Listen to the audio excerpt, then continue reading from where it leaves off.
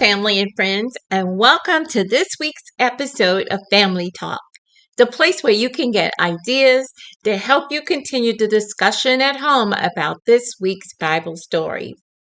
Well, this week we talked about Jeremiah, the prophet to Judah, and the Old Testament book bears his name. In it, we learned that God called Jeremiah to be a prophet, and that Jeremiah told the people that their hearts tricked them. He also told God's people about a new and a better covenant. In this unit, we had the big picture question of how did God plan to fix what sin broke? Of course, the answer is before he created the world, God planned to send a Messiah to save sinners. Each time your child listens to the Bible story, they are listening for clues that support the answer to this question. Questions that you can ask your children are: 1, what did the old covenant require? 2, what would make the new covenant so good? 3, who made the new covenant come true and how did he do that?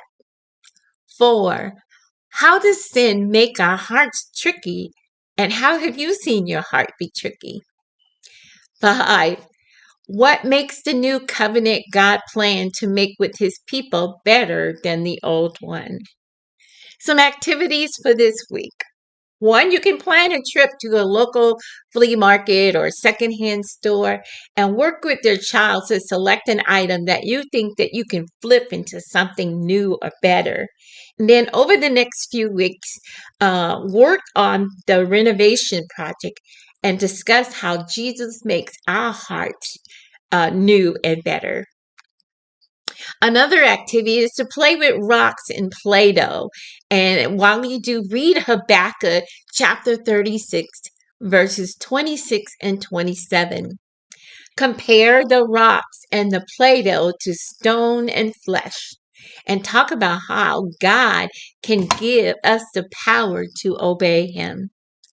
Some other connections you can make is to talk about growing up and taking on new responsibilities or the fear that may accompany both of them.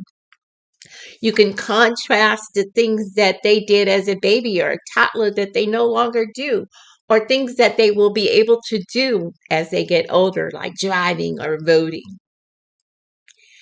As usual, that's it for this week. Send us comments, likes, questions. We appreciate your feedback.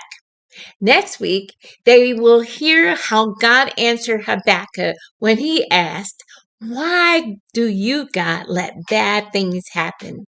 Join me here on Family Talk. We'll see you next time. Bye for now.